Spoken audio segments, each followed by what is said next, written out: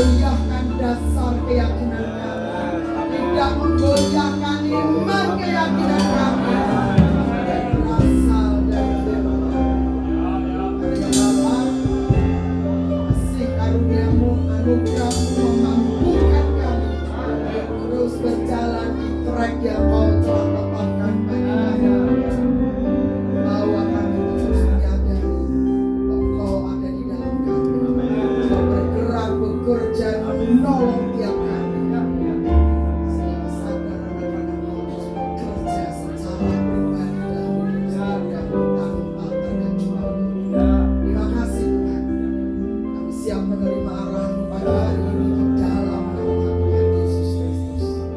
Amin. Amin. Silakan duduk.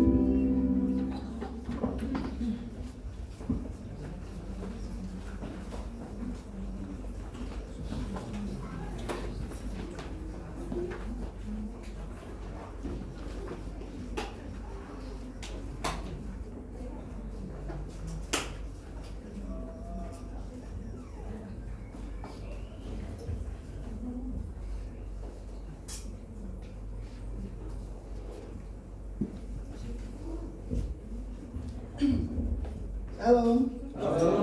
Semua dalam damai sejahtera. Puji Tuhan. Karena saudara, setiap boleh dibilang setiap hari itu selalu ada, ya bisa dibilang kabar buruk. Artinya kabar buruk di sini adalah hal-hal yang akan terus berusaha mengacaukan frekuensi rohani yang kita miliki. Ya entah itu bentuknya kekhawatiran, kabar-kabar burung yang seringkali membuat kita ciut, gitu ya, kecil nyali. Saudara, kita perlu tahu bahwa di balik itu semua Tuhan turut bekerja untuk Amin.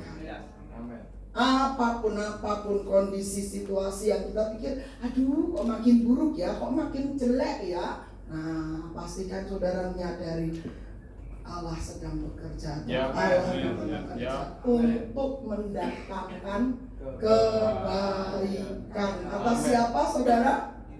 Atas orang yang mengasihi Dia. Nah, itu harus digarisbawahi itu. Untuk orang yang mengasihi Dia. Nah, mengasihi Dia tuh tidak cukup cuma bilang, oh Bapakku mengasihimu. Nah, tapi lewat perilaku dan pembuktian hari-hari hidup kita. Katakan amin. Kenapa? Karena hari-hari yang buruk akan terus datang. Gitu ya, kabar buruk, kabar tak baik itu akan terus berdatangan. Nah, satu hal, ketika saudara dan saya mendengar hal itu, cek hati kita. Nah, cek hati kita.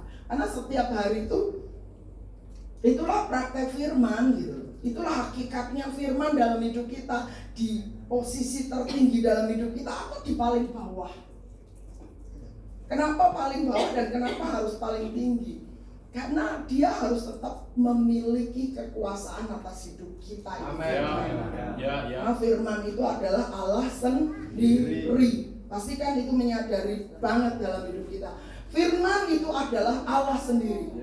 Karena dalam Yohanes 1 ayat 1 dikatakan pada mulanya adalah firman, dan firman itu bersama-sama dengan Allah, dan firman itu adalah Allah sendiri.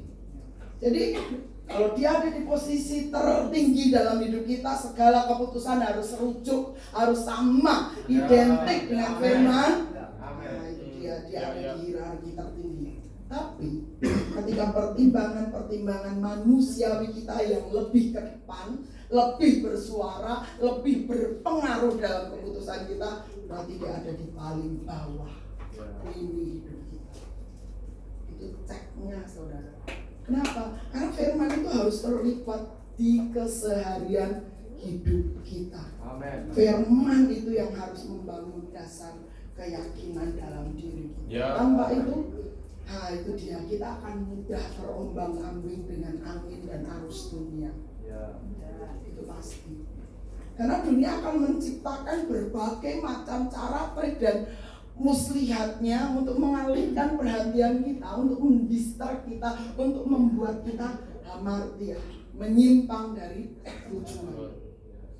Jadi pastikan kita selalu mengetahui firman apa yang bergema dalam diri kita.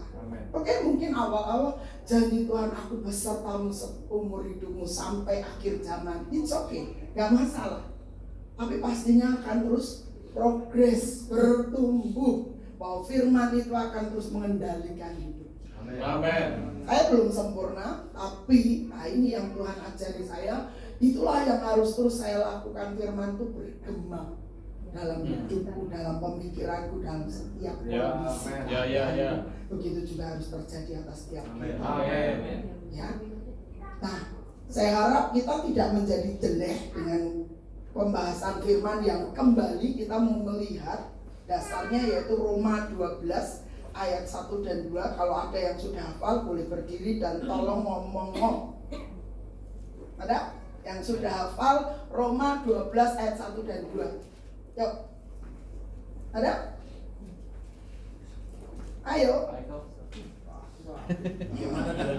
Mentang-mentang Pak Eko sing ning ngarep lho. Iki surprise Bapak Ibu. Pak Eko ning ngarep. Ini aku tadi denger-denger kok enek suara banter mencobi. Nah, gitu. Terus ya Pak, aja ini doang gara-gara gara-gara tempatmu diambil alih orang kok kehilangan kapling. Pak Bas juga enggak boleh di kapling sana terus itu. Pak Andar wis pindah nggon. Ayo saudara, kita belajar untuk kehilangan kapling. Kalau saya sih di situ gantiin Pak Bambang. Oke, kita lihat sama-sama. Nggak ada? Atau ya bisa ngapal? Tatak 1 Korintus Roma 12 ayat 1 dan 2. Yuk. Ayo antara tatak hafalan. Satu aja ya. Yo wes, monggo. Karena itu saudara-saudara, aja diwacok. Ini kemurahan Allah kemuliaan kepada kamu, supaya kamu memberikan kamu sembahkan tubuhmu sebagai persembahan yang hidup, yang kudus dan yang berkenan kepada Allah. Itu adalah ibadahmu yang sejati. Amin. Janganlah kamu menjadi serupa dengan dunia ini, tapi berubahlah oleh pembaruan budimu, supaya kamu dapat membedakan manakah kehendak Allah, apa yang baik, yang berkenan kepada Allah, dan yang mulia. Sempurna. Oke, ada yang revisi mungkin lebih seluruhnya. Yuk, ayo. Aduh. Maybe Aldo siap. Atau Papai Aldo. Belum patah dong.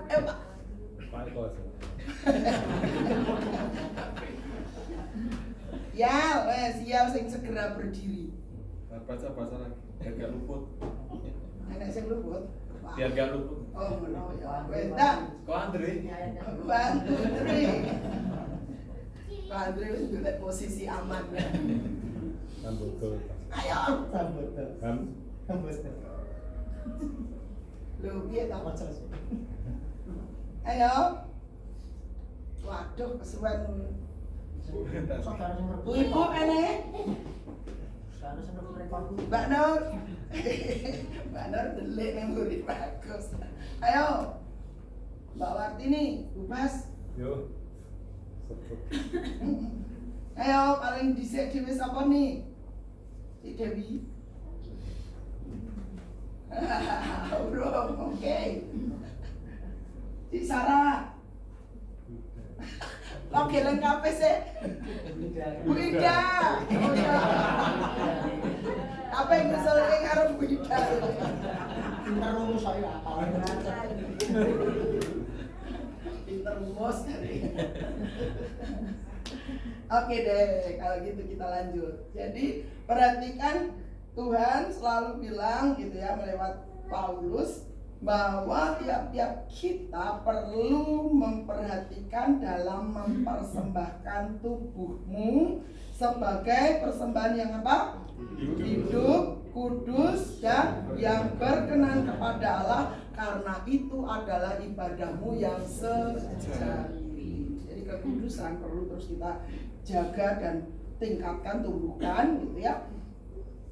Selanjutnya memperkenan hati Tuhan itu pasti setiap hari loh Bapak Ibu, nggak cuma hari Minggu doang gitu. Tiap hari itu kesadaran akan Tuhan harus selalu nempel dalam hidup kita. Amin. Kenapa?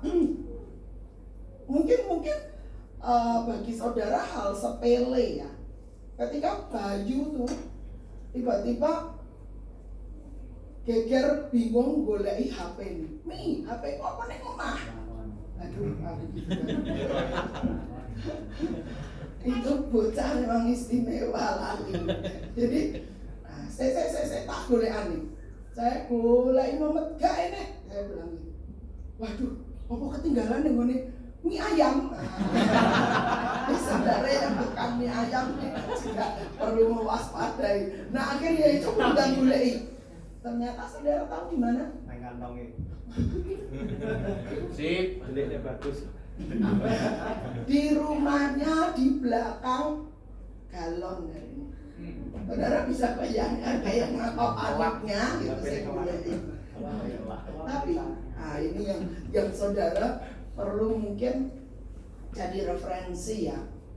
Di situ ketika dia udah selesai tak gulai memet gak enek, saya bilang nggak ada, dan pergilah dia mungkin sempat ke tukangnya ayam buah ngerti gitu kan. Saya diam-diam, Tuhan tolong Tuhan. Kita sepele tapi tolong Tuhan ketemuin itu barang, karena segala bentuk pekerjaan dia di situ. Itu nyawone dia gitu kan untuk kerja. Jadi Tuhan tolong. Saya Tuhan bilang Tuhan tolong ketemu Tuhan dan puji Tuhan. Ketemunya di tempat aman, karena udah di bel tuh nggak nyaut lah, memang di silent gitu kan. Nah itu cilakonnya, HP di silent, dulit neng jadi neng kantongnya dewe ya memang orang kroso gitu kan. Tapi itu loh saudara, kuasa dari sebuah doa dan keyakinan itu tidak mengecewakan. Dan berulang loh saudara, saya hal-hal kecil saya hanya oh Tuhan aku gak iso apa-apa Tuhan. Tapi Tuhan Maha Kuasa. Aku cuma bilang kayak gitu, Tuhan tolong. Tuhan tolong. Dengan kesadaran aku gak iso apa-apa, Tuhan Maha Kuasa. Saudara tahu nggak? Seringkali saya mencari sesuatu yang ya mungkin sepele bagi orang lain, tapi ketika saya melibatkan Tuhan, nah itu dia. Akhirnya Tuhan beracara hal yang tidak terduga diberi olehnya. Dalam artian tiba-tiba saja bisa ketemu di tempat yang mungkin mustahil. Nah itu dia. Artinya saya pengen tiap-tiap kita mulai menyadari dalam hidupmu sehari-hari, dalam hidup setiap kita setiap hari perlu terus melibatkan Tuhan. Ya. Kenapa? Karena Dia Maha Kuasa. Ya. Jangan sok aku iso. Nah, itu dia yang menghalangi Tuhan bekerja. Ya. Maka pastikan tiap kita tuh selalu ngandelin Tuhan. Amin. Kenapa? Ngandelin Tuhan enggak cuman kata-kata loh, tapi dalam tindakan tiap-tiap kita tuh benar-benar mengandalkan Tuhan. Ya. Mungkin hal sepele, Allah Pak ini datang lipat ke Tuhan. Jangan salah saudara. Hal sepele pun Tuhan tuh mau campur tangan. Ya, yes. Dia tidak cuma dengan hal-hal besar saja, hal kecil yang pribadi. Seperti saya cerita kemarin, tiba-tiba tumbuh di sini sesuatu yang tidak saya inginkan gitu. Gede saudara lumayan. Nah sekarang sudah mulai lebih. Ini paket salah kirim. Saya cuma bilang gitu, ayo iblis ambil kembali paketmu salah kirim. Orang yang kau kirimin sudah tidak ada, mati. Saya bilang gitu. Nah begitu juga dengan yang lain di tempat-tempat lain tuh seringkali di kaki saya tumbuh hal-hal yang tidak pada tempatnya, tidak semestinya. Yang saya buat nomor satu sebelum menghubungi dokter atau minum obat itu yang saya kerjakan. Paket salah kirim harus iblis ambil kembali. Kenapa seperti itu? Kok fanatik untuk tante ini? Kenapa tidak fanatik untuk kebenaran itu harus? Ya. Jangan pikir fanatik kekristenan tuh biar orang lain terus gini. Saya nggak peduli dengan orang lain, jujur kayak gitu. Biar aja orang dengan pahamnya monggo. Tapi saya dengan pahamnya Tuhan berdaulat atas hidupku dalam segala hal. Amin. Nah, saudara pun harusnya kayak gitu. Kenapa? Karena itu dasar firman. Amin. Saya tidak sedang membrainwashmu, tidak sedang dalam arti kata mempengaruhi untuk hal buruk, tapi untuk hal yang mendasar, yaitu firman. Kenapa tidak? Kalau itu membuatmu menjadi seseorang yang dikenal di tahta Tuhan. Dan sedikit saksi, saudara. Beberapa waktu yang lalu tiba-tiba ada seorang dari masa lalu, dalam hal ini jemaat, yang dia tuh sudah punya posisi bagus banget di BRI pusat. Nah, ini orang tiba-tiba saja WA saya karena dia tuh jemaat yang saya layani waktu di Bandung. Dia masih pemuda waktu itu gitu ya. Nah, tiba-tiba dia cerita, Bok, tolong renungan harian nih Pak Steven itu di-share di grup ini. Lah, bicara nih, saya bilang, kamu aja dah. Karena saya terberkati, saya menikmati tiap pagi kalau Mbak Im kasih tuh lewat sahabat, ada grup satu lagi gitu, grup teman-teman dari yang dulu di Bandung gitu kan. Itu memberkati saya selalu meluangkan waktu untuk baca itu sangat menolong saya. Waduh, tapi gini, dia kasih syarat yang bagian akhir mungkin bisa dihapus lagi. Artinya apa? Kerjaan baru, saya harus mengenal aplikasi baru gitu kan. Waduh, tak coba berkali-kali gagal sampai datang Lisa. Istri apa ini? Kipi tulis aku dapat tugas kayak gini. Karena gini saudara, saya berpikirnya, lah aku kenal. Aku juga enggak kenal seluruhnya si teman jemaat itu, Daniel Sambo namanya. Nah itu dia bilang aku juga enggak kenal lah, terus aku dicemplungin sama gembala yang dulu kita sama-sama di situ dan masih beliau jadi gembala senior di GKMS. Nah saudara tahu, waduh kalau begitu habis dicemplungin gentan nyemplungin aku Yoni gitu kan, terus ya udah gitulah gitu. Akhirnya oke, tak coba ya saya bilang tak coba. Nah saudara tahu lewat pertolongan Lisa itu bisa terlaksana. Dan sekarang kalau saya ngiring gitu, saudara nggak usah cari tuntunan hubungi ini. Kalau saya kirim di GPI Ayani itu kan nggak ada, karena semua sistem kayak gitu. Dan saudara tahu itu butuh waktu lumayan gitu. Awalnya tinggal kirim forward gitu doang kan udah selesai bagianku. Nah ini enggak, saya harus hapus itu satu persatu bagian bawah. Dan saudara juga tahu ini grup ini saya cuma melihat, oke Tuhan, kalau ini fungsiku saya lakukan. Nah, lewat belajar dituntun oleh Lisa, saya bisa tiap pagi ngirim itu. Kenapa saya bersyukur dan kenapa saya harus cerita kepada saudara? Saudara, mungkin peran ini kecil, ya, tapi ketika kemarin saya baca statusnya Pak Nata, ya beberapa di antara saudara nggak asing dengan Pak Nata, itu dia bilang kalau 99 tuh bisa viral dan itu kabar buruk. Yang 1% itu kabar baik dan sulit untuk viral. Kenapa enggak kita viralkan tuh kabar baik? Nah, saudara, saya merasa dapat peneguhan. Karena grup GKMS, Gereja Kristen Navirision, tempat saya pernah pelayanan di Bandung itu, dulu masih persekutuan, ya sekarang sudah jadi gereja dan punya gedung lumayan gede, sekolah juga. Nah, dari situ loh saya melihat, oke, lambat tapi pasti saya mulai menyatakan kebenaran itu. Nah, kenapa saya harus cerita ini? Karena saya pengen saudara jangan lewatkan satupun daily devotion tiap hari. Orang lain aja terberkati, kenapa enggak bagimu? Amin.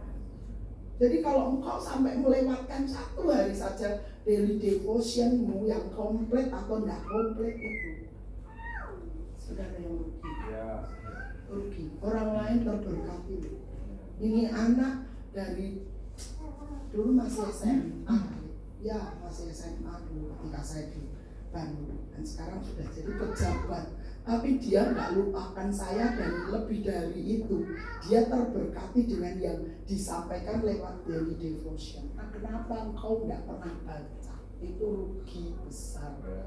Makanya pastikan setiap pagi harimu engkau baca ulang agar mengubah mindset kita punya jalan berpikir kita ini harus terus dipengaruhi oleh firman. Kalau tidak, bisa kekhawatiran dunia, kecemasan dunia, dan berbagai pergulatan di dunia, persilatan di luar sana, itu yang akan masuk dalam pikiran kita. Itu yang akan mempengaruhi, bahkan membuat keputusan-keputusan keliru dalam diri kita. Nah, pastikan saudara, tiap pagi, entah kan lewat daily devotion, kau terima janji Tuhan, kau terima nasihat Tuhan, kau terima penghiburan Tuhan, engkau harus pastikan ada firman setiap hari dalam. Kenapa itu penting? Paling penting firman atas hidupmu. Tanpa itu saudara hanya akan jadi orang yang sekedar beragama, dan itu tidak ada pengaruhnya. Hanya pastikan pengaruh firman di atas segalanya. Kurenungkan firmanmu, Mazmur 1 ayat yang 1-3. Tidak berjalan, tidak berdiri, dan tidak duduk. Nah itu dia. Itu saudara tahu, itu seluruh rangkaian acara hidup kita sehari. Tidak berjalan dalam apa? Baca, yuk kita baca Mazmur yang pertama ayat yang ketiga. 1, 2, 3. Yuk, 2, 3. Berbahagialah orang yang tidak berjalan menurut nasihat orang fasik, tidak berjalan menurut kebanyakan orang. Orang melakukannya yang orang untung, wah wes bocah itu. Engkau tidak boleh seperti itu. Saudara tahu, saya bagi renungan nggak ada untung secara finansial, tapi saya bersyukur kalau suara Tuhan lewat bapakku, lewat bapak kita, itu bisa diperdengarkan dan disimak oleh banyak orang. Itu sebuah hal yang sangat luar biasa. Kenapa? Itu menembus segala macam tembok, benteng, pertahanan. Dan itu harus terus kita fungsikan. Lanjut. Yang tidak berdiri di jalan orang berdosa. Berdiri alias engkau ada kumpul dengan orang-orang itu. Tidak boleh terjadi dalam hidup. Dan yang berikutnya, dan yang tidak duduk dalam kumpulan pencemooh. Pencemooh itu bukan hanya orang Kristus Yesus opo dan orang percaya, orang Kristen sekalipun dia bisa disebut sebagai pencemooh. Ketika firman itu dia ragukan, dia pertanyakan, apa iso bisa tantekin bae sing pendeta, sing kaya aku jemaat awam. Hati-hati dengan kata-kata itu. Kita sama tahu jemaat awam itu sama dengan BODO. Nah, kau tidak mau tahu dikatain jemaat BODO. Jangan mau, bukan itu klasifikasimu. Pastikan kau mengenal Allah dengan benar. Dan kau tidak duduk dalam kumpulan pencemooh, orang-orang yang meragukan hukum Tuhan. Ada nggak orang percaya kayak gitu? Ada, banyak. Loh, kuwi kan zaman biyen. Apa jenenge? Aturan-aturan itu hanya untuk zaman biyen. Nah, itu dia. Tidak meyakini bahwa firman itu kekal, bahwa firman itu berdaulat dari dulu sampai sekarang. Ada yang bisa membatalkan itu firman. Nah, kalau kita sendiri yang orang menyebut diri orang percaya, tapi kemudian posisi kita bersama dengan pencemooh, macam mana kita? Dengan bahasa Bataknya, macam mana itu? Ya saudara nggak ngerti ya wis lah, apa-apa. Bagi yang ngerti-ngerti, puji Tuhan. Jadi perhatikan di sini, tetapi ayat yang kedua, tetapi yang kesukaannya ialah Taurat Tuhan, dan yang merenungkan Taurat itu siang dan malam. Ku renungkan firman-Mu saja, gitu kan? Atau malam saja menjelang tidur, dan tidurku gak ada mimpi buruk, begitu kan? Siang malam Bapak Ibu, amin. Siang malam. Terus ia seperti pohon yang ditanam di tepi aliran air, yang menghasilkan buahnya pada musimnya dan yang tidak layu daunnya. Apa saja yang diperbuatnya berhasil. Dan ditekoni, saudara pengen berhasil, angkat tanganmu. Mesti balapan kabeh. Gak di sini sih. Gak di sini, tapi banyak orang loh.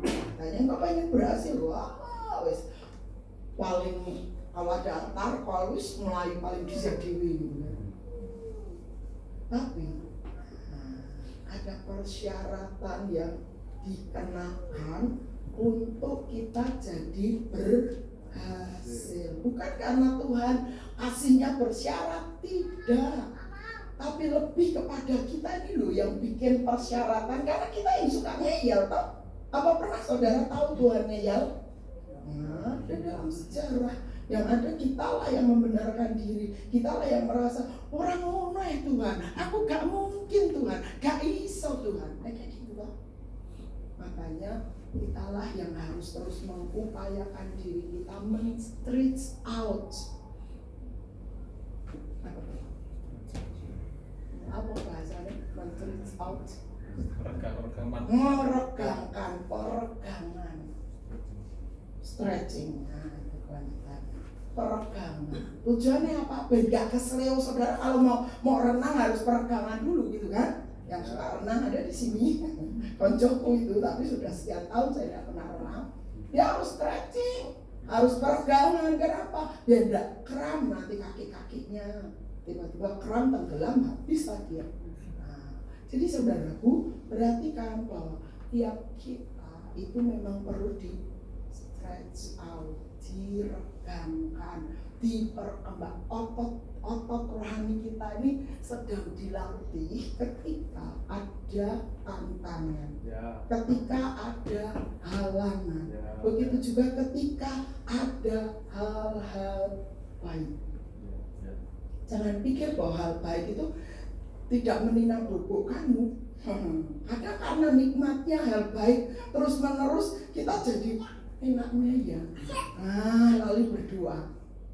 Orang mungkin lali berdoanya Tuhan terima kasih untuk kebaikanmu, haleluya amin. Nah itu doanya Pak. Tapi kemudian ketika menghadapi tantangan, wah dia terkaget-kaget. Kok ini? Kok ini? Katanya Tuhan kasih hal yang baik lah, kok ternyata ada hal buruk. Tahu nggak? Hal buruk itu kadang-kadang memang Tuhan beri untuk kita stretch out, diregangkan, supaya menghadapi yang berikut tuh kita sudah siap mental, nggak jadi mental breakdown gampang. Nah, zaman sekarang dikenalnya dengan Gen Z atau Gen Strawberry. Wah itu parah banget. Jogonya api, tapi sedih lah, kena angin, kena panas matahari, tahu-tahu bonyok alias menjelang pembusukan. Jangan kayak gitu mentalnya. Amin. Kau harus jadi orang-orangnya Tuhan yang benar-benar memberi dampak. Karena dikatakan ia seperti pohon yang ditanam di tepi aliran air, yang menghasilkan buahnya pada musimnya dan yang tidak layu daunnya. Apa saja yang diperbuatnya berhasil. Artinya ada bagian-bagian dari hidupmu yang harus relakan untuk ditanggalkan, relakan untuk disunat, relakan untuk dibuang. Orang stretch out itu bukan sesuatu yang mudah, saudaraku. Itu butuh pengorbanan, butuh kerelaan paling tidak. Untuk dia alami masa-masa sukar, masa-masa di bawah, orang nggak lihat dirimu, orang nggak reken dirimu, lewati jalan itu. Kenapa? Karena itu masa yang baik untuk kita belajar bahwa Tuhan baik dan tidak ada kecurangan di dalamnya. Maka sesungguhnya engkau akan menghasilkan buah pada musimnya. Di waktu yang tepat dia akan beracara lewat hidupmu. Nah pastikan engkau memiliki kelak kelegaan hati, memiliki kelonggaran jiwa untuk terus engkau lewati masa sukar, masa senang, semua bergantung pada Tuhan. Bukan hanya pada waktu susah, Tuhan tolong, tapi begitu sedikit lewat longgar, lego, saya tak menikmati sih. Oke, ojo kesuwen. Nah, kesuwen nanti datang tembakan musuh, saudara akan bubar meneh. Nah, ingat tuh, si jahat itu akan terus berusaha melayangkan panah berapinya. Tujuannya apa? Untuk merontokkanmu, untuk menjatuhkan. Makanya selalu Efesus 6 dikatakan kenakanlah senjata Allah selengkapnya. Nggak cuma satu doang, tapi selengkap, seluruh perlengkapan senjata Allah. Dari ujung kepala sampai ujung kaki itu semua ada perlindungannya dengan spesifikasinya.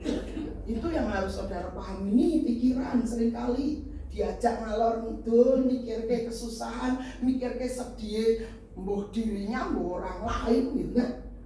Nah, disiplin pikiran kita. Amin. Harus, siapa yang mendisiplin? Ya diri sendiri dong.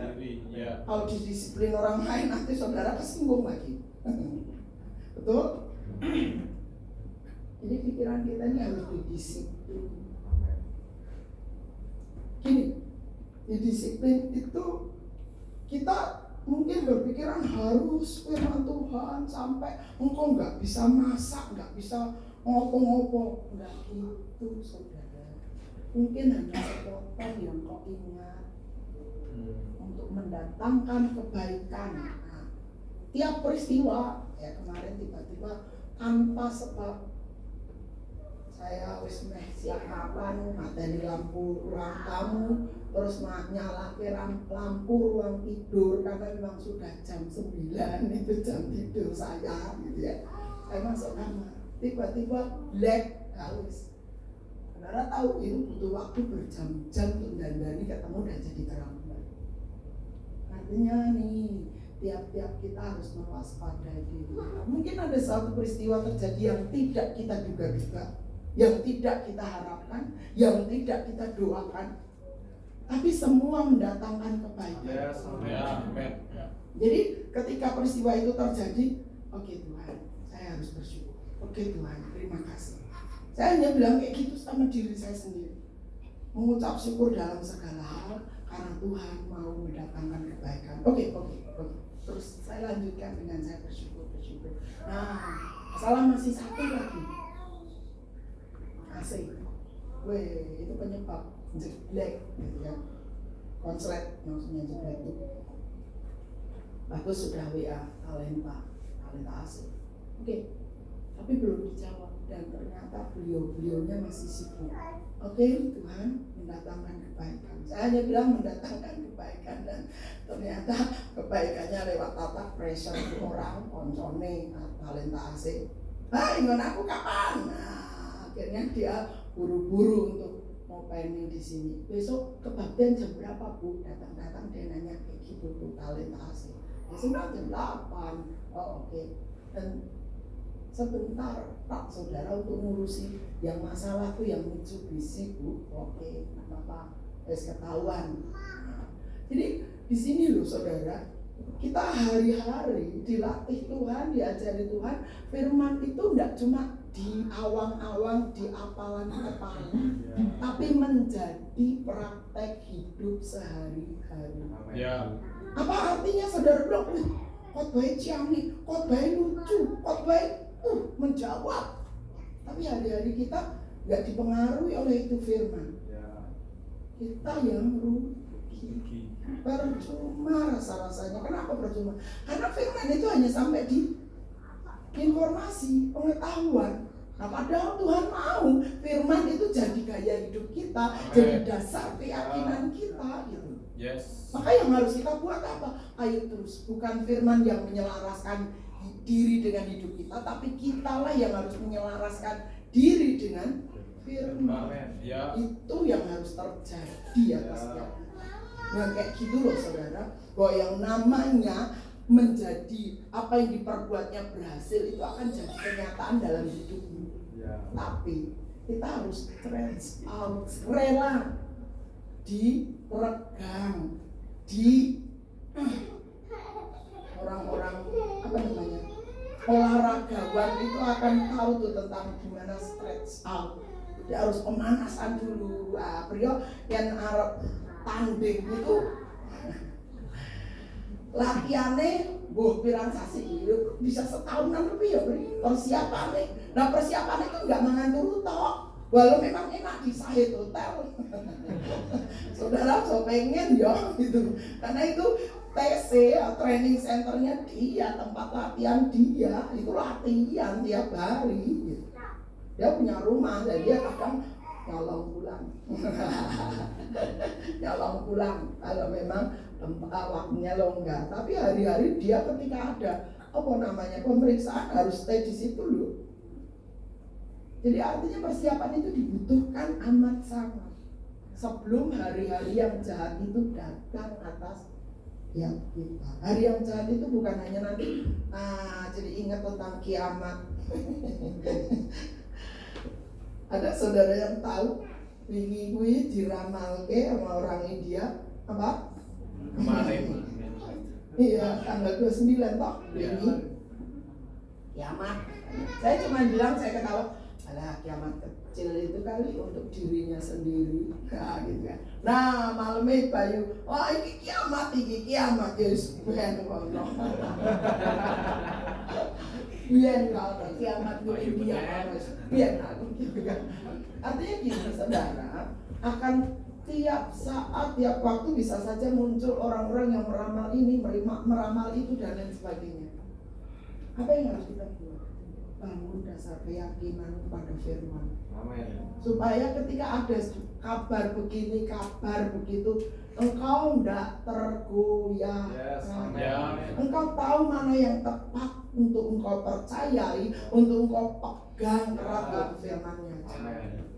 Kalau orang ngomong bisa esok dele sore ganti itu acara pasti, dan pasti dia punya waktu untuk bilang, aku gak ngomong gue kowe ngeles.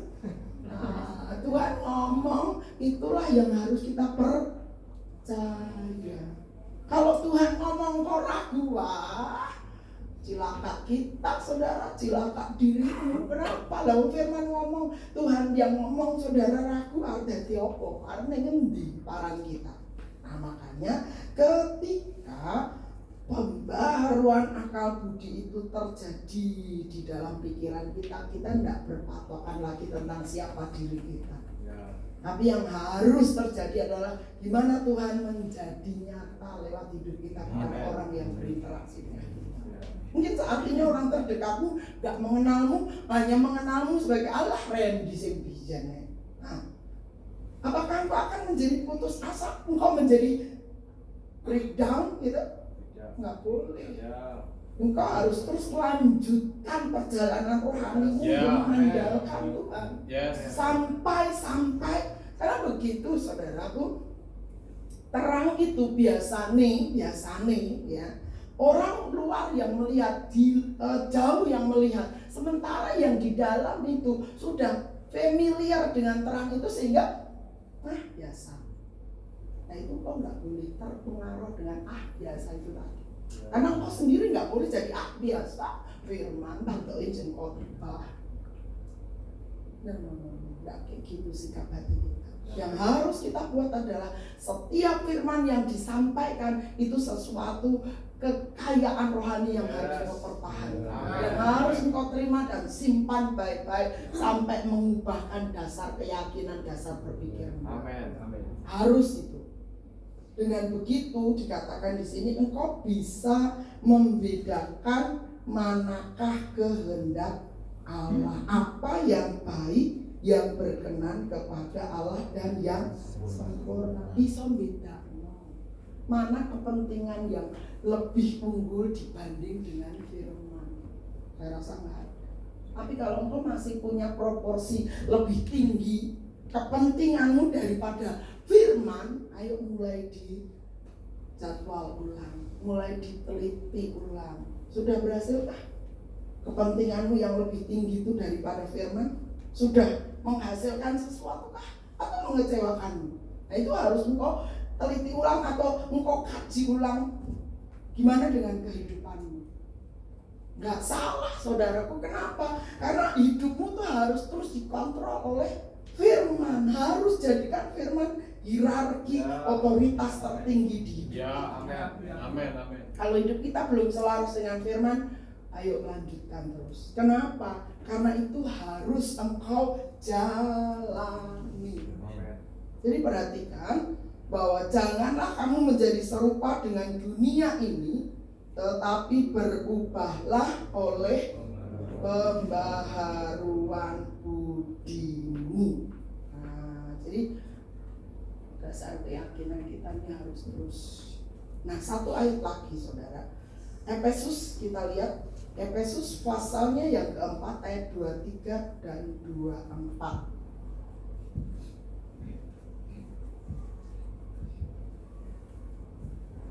Oke. Dah, yuk kita baca sama-sama. 2, 3. Supaya kamu dibaharui di dalam roh dan pikiranmu, dan mengenakan manusia baru yang telah diciptakan menurut kehendak Allah dalam kebenaran dan kekudusannya. Yang sesungguhnya, kekudusan yang sesungguhnya. Nah, perhatikan di sini. Oke, kita lihat dalam terjemahan yang lain ya. Efesus 4 ayat 23. Dalam versi mudah dibaca ayat 23. Hati dan pikiranmu harus dibuat baru. Siapa yang buat? Kita yang bikin keputusan. Tuhan tuh sudah buat. 2 Korintus 5 ayat 17, engkau adalah ciptaan baru barang siapa di dalam Kristus.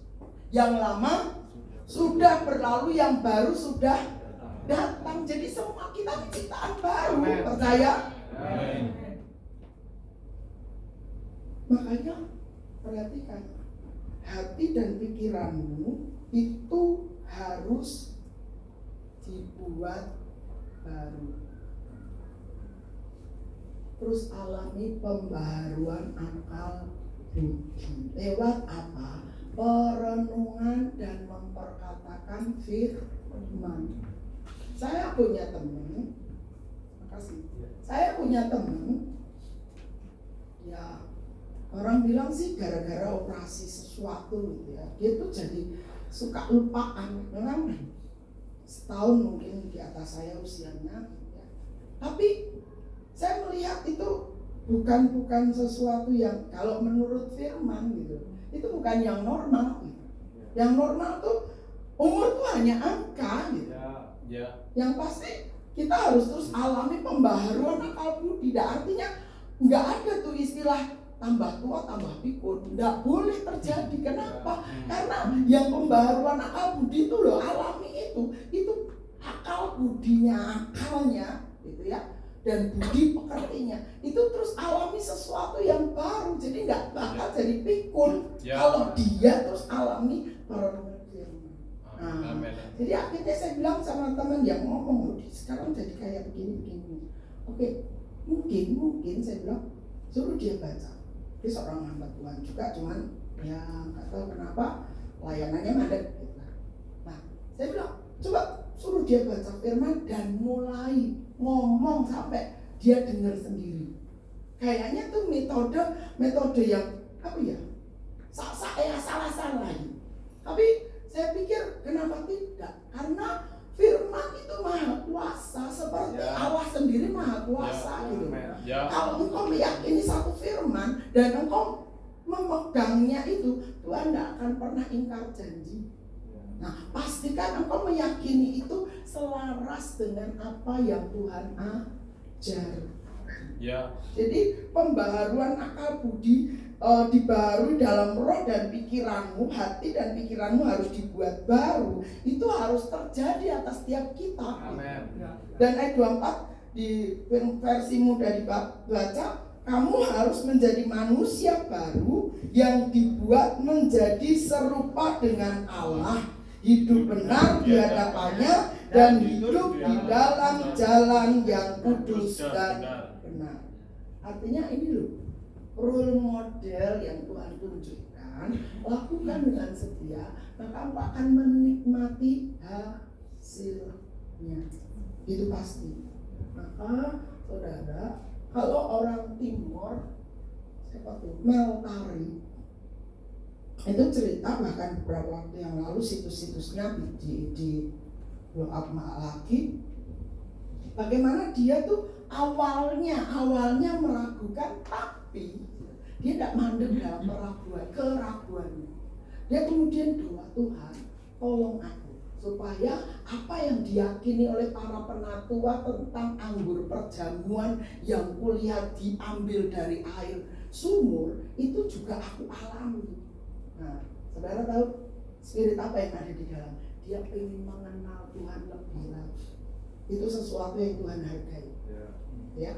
Lalu beneran dalam masa kegalauannya, kalau orang sekarang bilang, dia diam-diam celupkan ujung, di sini nggak ada ya, taplak penutup yang warna putih di antara wadah dari air anggur perjamuan yang dalam proses berjalan dari pastori rumah untuk dibawa ke gereja. Dia celupkan diam-diam, nggak ada yang tahu, cuman dia dan Tuhan. Dia pengen lihat kebesaran Tuhan, sama seperti itu. Para penatua itu meyakini begitu minum, bilangnya itu anggur beneran, itu anggur. Mereka berempat ngomong kayak gitu, aku pengen. Gitu. Yeah. Nah, saudara tahu, dengan diam-diam dia celupin, dengan diam-diam juga tanpa heboh, gitu ya. Tuhan tunjukin bahwa yang merambat air di taplak putih itu warnanya ungu, itu identik dengan warna anggur, air anggur. Nah saudara, dari situ si Meltari itu benar-benar diyakinkan bahwa Allah itu maha kuasa. Nah, dari situ yang namanya Meltari ini melihat kebesaran Tuhan, dan dia cerita ke siapapun. Dia sudah hidup puluhan tahun yang lalu memang, tapi situs-situsnya masih ada di Soe, di Timor. Jadi di sini loh, tiap kita perlu belajar. Mungkin hari ini belum kau punya pengalaman, istilahnya firman itu hanya lewat di atas kepalamu. Gak masalah, yang pasti engkau terus hubungkan dirimu dengan firman. Ayo fokus, gak usah lihat anak-anak, biarkan mereka ambil posisi masing-masing. Dan anak-anak gak boleh kasih ribut. Nah saudara, ini yang harus kita buat, terus hubungkan diri kita dengan firman. Kalau itu belum terjadi, tante ini menikmati, masa aku gak sih? Enak penyakit yang kecil, masalah yang sepele, tante itu selalu ngomong tentang Tuhan, Tuhan dan Tuhan. Masa aku gak bisa menikmati? Nah, keingintahuan itu mengundang Tuhan yang Maha Kuasa itu turun tangan atas itu.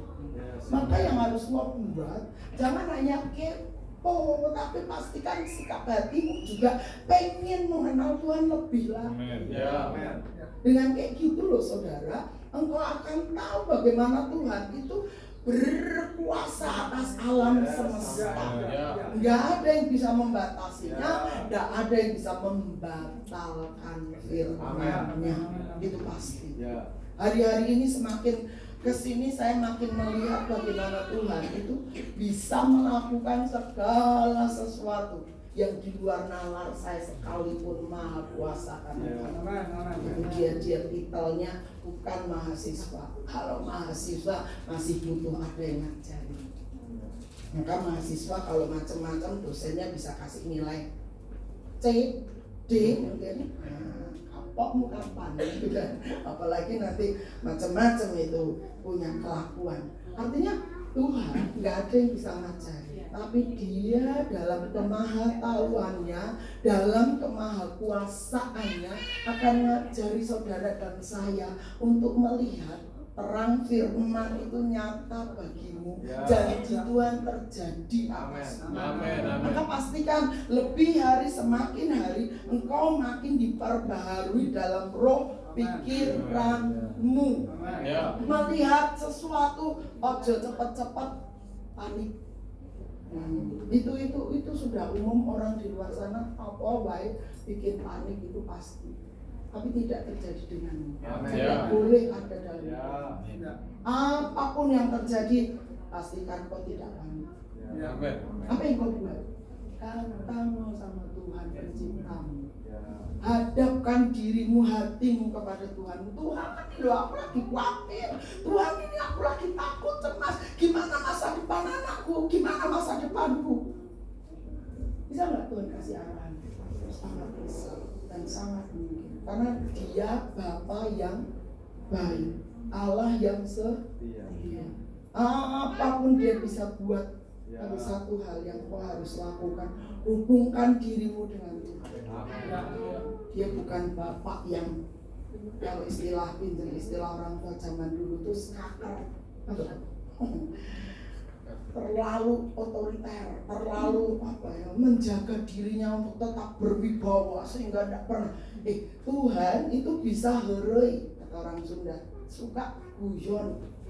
Dia suka memberi kita ini ruang untuk enjoy, menikmati hidup, nggak terus ditekan oleh musuh, menghadapi sholat tiap hari. Maka belajarlah mengucap syukur. Kalau kau merasa tertekan dalam hidupmu, ayo belajar mengucap syukur. Pasti kau bisa melihat ada yang baik di sana. Kalau kau dalam tekanan, ingat Tuhan melakukan semuanya untuk mendatangkan kebaikan bagi orang yang mengasihinya. Jangan lupakan itu. Kayak Dia yang awal, yang akhir, dan yang hidup, itu juga harus jadi dasar keyakinanmu. Jangan hanya cuma dua saja, yang awal dan yang akhir. Zaman dulu kan kayak gitu. Hanya sampai di titik yang awal dan yang akhir. Tapi satu lagi yang berkuasa, yang hidup. Satu lagi. Ini harus jadi ingatan tiap kita. Hati yang gembira adalah obat yang manjur. Nggak sampai cuman di obat. Harus ada penyertanya yang manjur. Kenapa? Karena dengan seperti itu loh, saudara membangun imanmu, membangun dasar keyakinanmu, sehingga alami apa yang menjadi janji Tuhan atas kita. Mari kita datang kepada Kristus. Oh, Yesus, terima kasih.